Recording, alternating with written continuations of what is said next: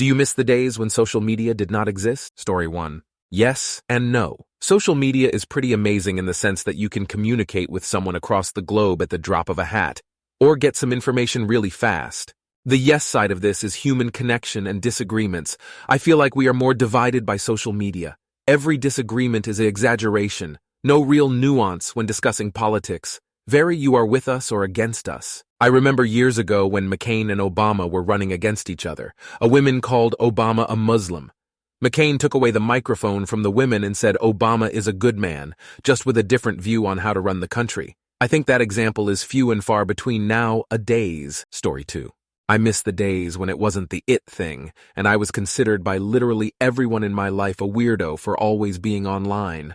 But really, most people I knew IRL back then either didn't understand me or were bullies. I found my people on Friendster, MySpace, YouTube, Fred Era, Pex, it's like Reddit for Filipinos, etc. It was genuinely nice. I didn't feel safe in real life, but I felt safe online. Those days are what I miss. Now I don't feel safe in either. Story 3. I miss the golden Facebook times because in my friends group we would use it to connect. It went downhill when memes got popular outside of 4chan. That's when the internet was spammed with unnecessary content and people abused this to get people addicted. Also, phones made things worse. Social media used to be PC only, which made people not overdo consumption. Story 4. So much. I feel like I'm not made for this age anymore, and it's really depressing. My wife is constantly doing things for the camera, always wanting to post this or that, and include me, though I want nothing to do with it. This is not helping my 2 teenage daughters, who are also constantly living on their phones. I feel like we were more genuine and authentic, fully living in the moment and in each other's company, before social media cell phones. Now, anytime there's a lull, everyone gets out their phones and starts scrolling. We have less attention span, less patience. We're bored if we're not constantly being stimulated. I'm 46 and I didn't even get a smartphone until 2014. So I lived my life up through mid-30s without one. I remember what that was like. I know how to enjoy a moment without needing to check my phone, but I do feel for people who don't know a life without one.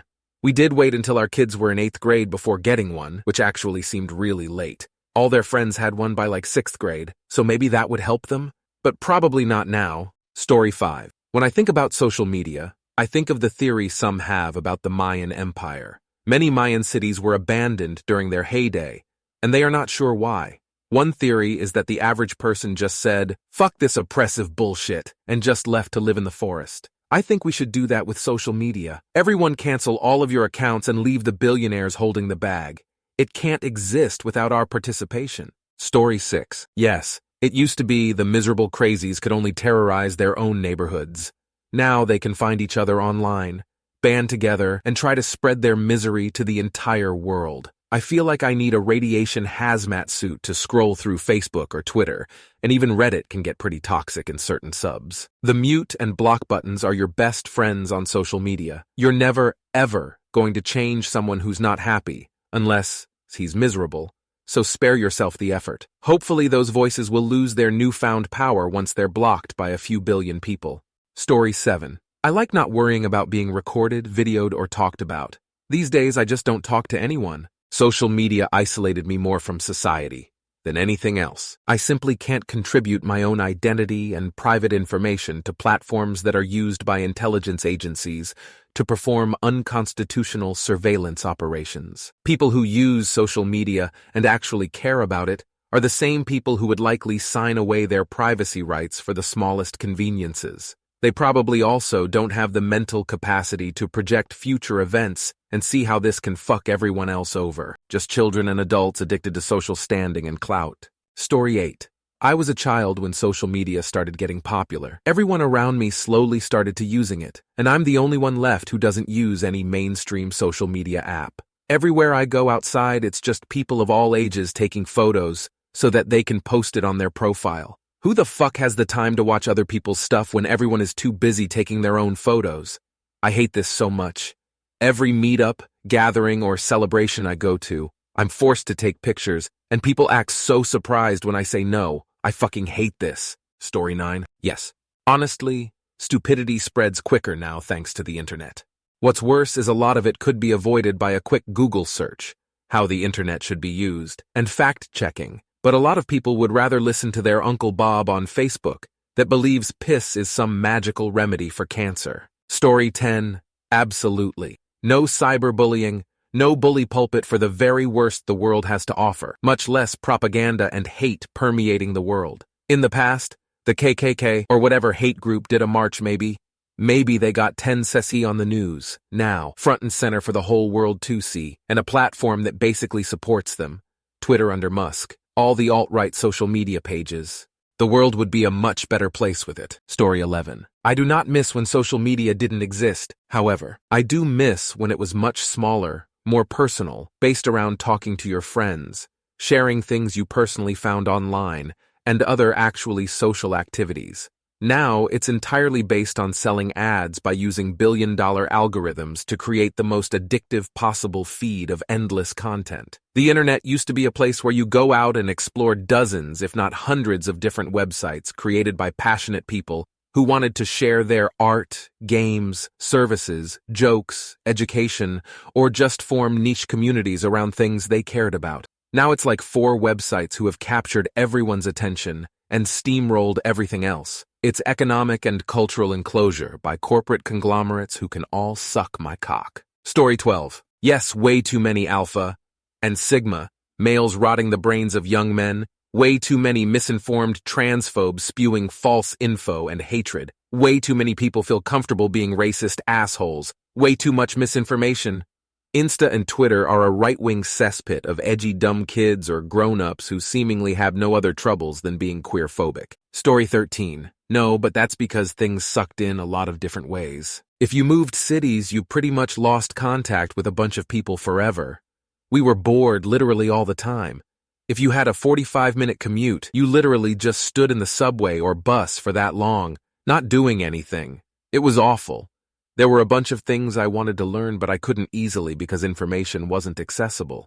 The world is much more interesting now. Story 14. Social media has largely stunted humanity's ability to think critically. What an agenda wishes to feed you, it readily feeds you, and one thinks it is reality while living in their own personal shadowban environment. The internet, though, which people have largely forgotten exists, provides the opportunity to search out and consume the material or knowledge you are looking for. Story 15. I do. But in a way I don't. I don't use most SM sites, so not much more me to miss personally. But since most people do, and it's proving to be no more than an outrage machine, our society is riven almost irreparably. Between SM and cable news, people just seem to be looking for reasons to hate their fellow Americans. And the feeling seems to be spreading farther around the world every day. The congenial middle was where most people would meet, and it gave some kind of social cohesion. Now SM and cable news have driven our society to the fringes, and those seeking a cohesive middle are pilloried, making cooperation and cohesion a lost art. The gullibility of the masses will never cease to amuse me. Story 16. Oh heck no. If you don't like what someone is saying on social media, then don't click on them. Simple as that.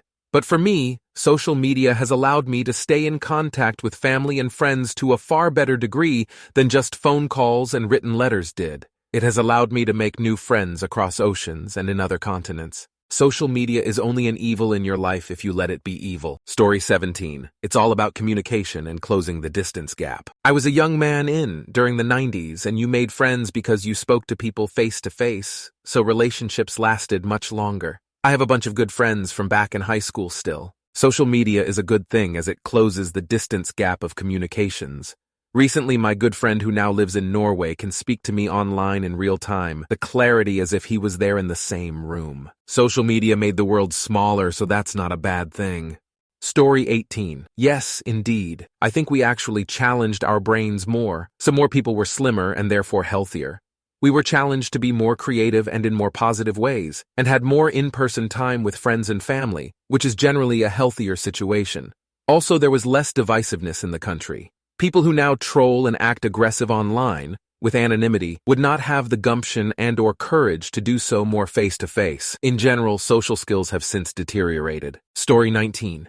Yes, in the sense that I dislike what it's turned people into. Phone zombies, who have abandoned real-life conversations and connections in favor of doom scrolling and farming, and/or who care more about looking perfect online than they do about either their own well-being or how their friends and family are doing in real life. Can't even get anyone to go out for a cup of coffee without them having to whip out their phone and reply to this or that comment, or randomly browse TikTok videos or Facebook posts all the damn time. Also, it's a cesspool of bad behavior. I may be old-fashioned, but I don't consider it's the internet to be any kind of excuse for acting like a twat. The only real reason I'm still online myself is because of a few ongoing projects I have, and there are a few artists and musicians I like to follow. Otherwise, I'm just sick of it.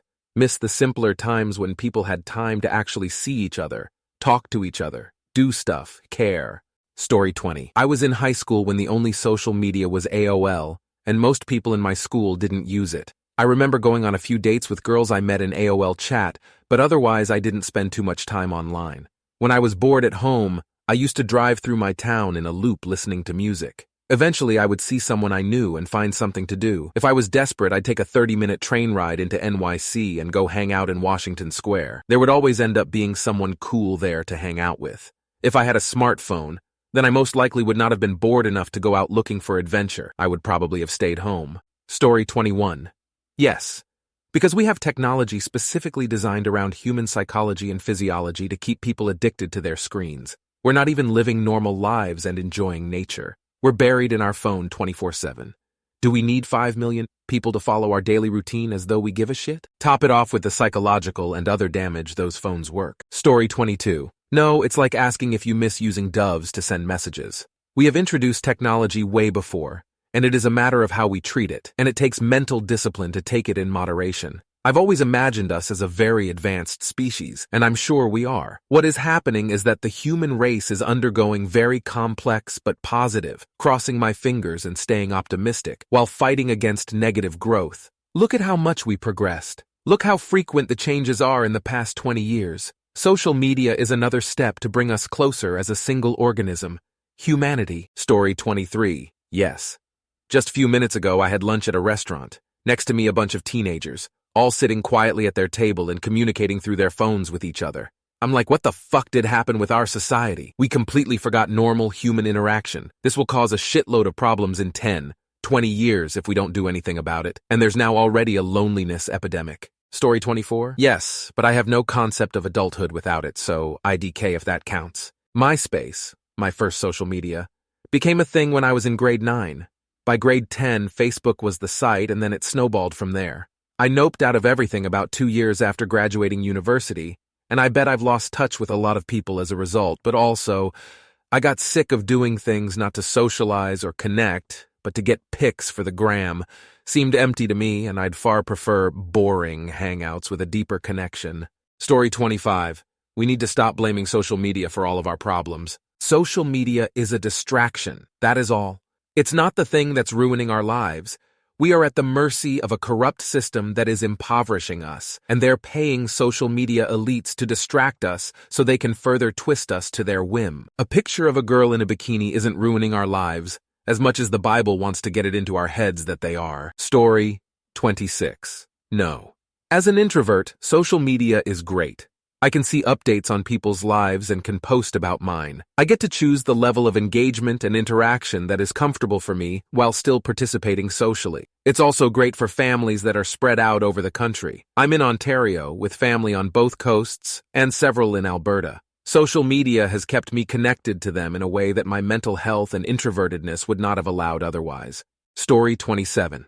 Social media has its good side and a bad side. At least we can get independent news rather than the propaganda machine of the mainstream media that covers up government corruption newspapers. And media simply don't tell the truth, they never have. But at least we can see it with our own eyes. That's why many politicians want to clamp down on social media platforms. Story 28. Social media for me does not exist. Outside of Facebook Messenger or YouTube, if they count, I don't use social media. I don't download apps where everyone everywhere had to know anything about me all hours of the day. I don't look down on people that use it, it's what they like. People will look down on things I like, it's just a matter of being a part of that community or that space. I just never understood the reason behind it.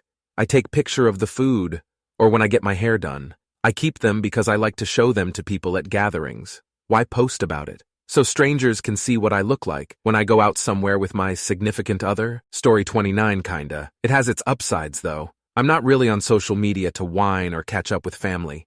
Much like Reddit, most social media has its own pages or areas of interest that I frequent though. That's where I find most benefit as I'm learning about the things I have a love for. My own personal profile is just a necessity to access all the rest of the stuff I do care about. Those that are there for validation are the real losers, as they're missing out on all the benefits they could be enjoying, instead of crying for attention. Story 30. Yes, because we used to have these things called forums. They were their own niche communities that had their own rules. It was better this way because we didn't have a single CEO who sold our rights to the federal government, and we never voted on speech. If you didn't like the forum rules, you would either leave or just simply get banned, and that was it. There were no political raids, and everybody was mostly peaceful with it because it was an isolated environment. Karen events were absolutely minimal. We had protected rights before social media. Story 31. Yeah, I miss it. But not because there is no social media, but because I don't have to worry so much stuff back then. All I needed to worry about was if I already did my homework or not. No need to worry about my bills, about my future, about work, and about my responsibilities for being an adult. But I too miss the day when social media was still in their early stage. I miss Merc, MySpace, MSN, Friendster, early Facebook. Man, we were still fumbling around back then. But it's so much fun. Social media nowadays is not fun anymore for me. It seems like everything is so fake. Everyone is trying to up each other. So much fake information, propaganda, and hate speech are everywhere. I'm not saying that problems didn't exist back then, but back then everything felt so innocent and naive. Maybe nostalgia is blinded me, but that's what I felt about social media back then. Story 32. No, you'll only see what you don't want to on social media if you expose yourself to it. Every single website with a feed can be curated so that you'll only see what you're interested in. I'm sorta annoyed that this entire comment section is acting like social media changed how humans behave as a species, when the actual case is just that people have always acted in ways you don't like. It's just that you've never had the ability to constantly see it until now. Story 33. I grew up in the country. We lived off the land, river water, or rain. No electricity, no TV. But we did have battery-operated radios, lanterns, lamps, and battery flashlights for emergency, and my all-time absolute favorite, which I refuse to use, the outhouse. Thank goodness we had an indoor toilet, but had to flush with a bucket of water. Sounds like something that happened 100 years ago, but I'm 33, and that was pretty much the first half of my life. LOL, I would never want to return to that. I share these stories with my nephews, 9 and 17. And they look at me with fear when I threaten to take them back home when they act up too much and piss their mother off. LOL.